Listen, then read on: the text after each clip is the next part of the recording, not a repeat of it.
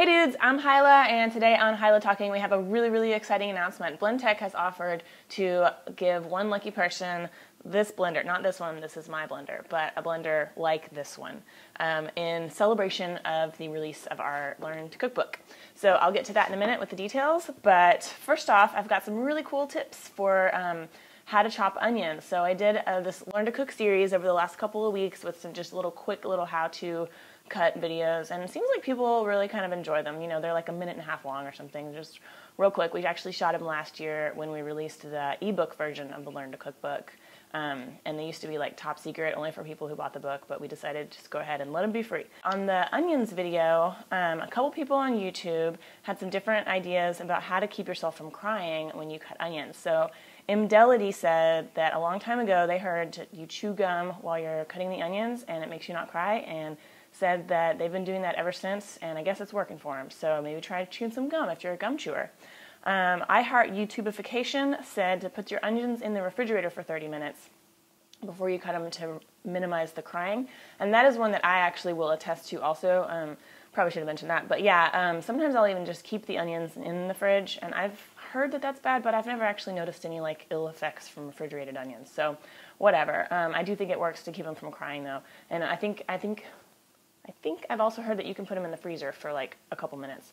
And I think that the cold just kind of keeps all those gases that make your eyes irritated, just kind of like chills them out a little bit. There's like chillax gases. And then on Facebook, two people, Dawn and Marcy, each said that they've heard that if you hold a piece of bread in your mouth while you're cutting the onions, that the soft part of the bread sort of absorbs the fumes and keeps it from irritating your eyes.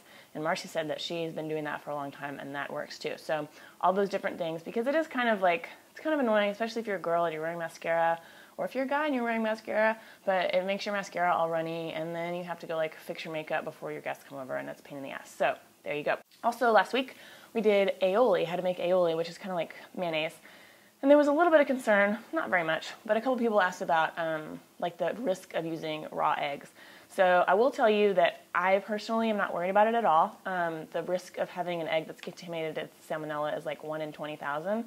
And also most of the salmonella is on the outside of the egg shell. So as long as you're like cracking them pretty clean and maybe use an egg separator or your hands, or that bottle trick that's been going around the internet to separate them instead of using the shells like I usually do, then your risk is probably pretty small. You can also buy pasteurized eggs in the shell, and they're a little bit pricey, but I've heard that they work just as well as raw eggs, and they've been pasteurized, so like any bacterias or pathogens or anything are knocked out.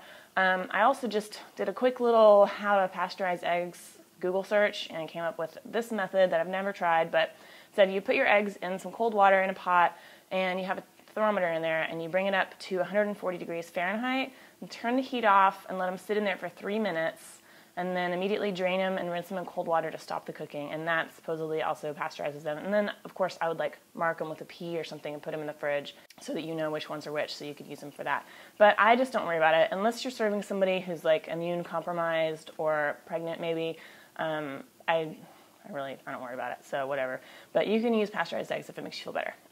Okay, ready? Here we go. Oh my god, I'm so far behind it and throwing my cards. Okay, fuck it.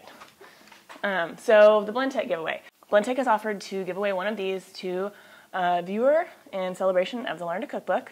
Make sure you're subscribed to the channel, number one. And go over to hilahcooking.com/BlendTec, and I'll put the link in the description box.